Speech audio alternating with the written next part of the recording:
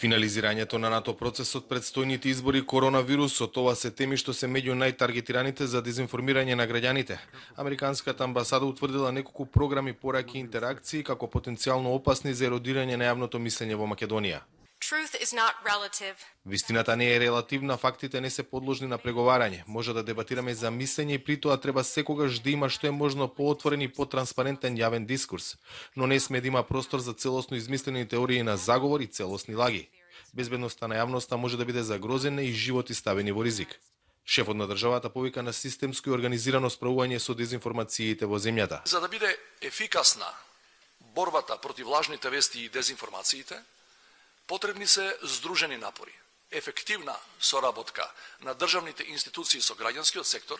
Размислете пред нешто да кликнете и проверете пред нешто да споделите на социјалните мрежи, беше порачено на денешната конференција за штетното влијание на дезинформациите.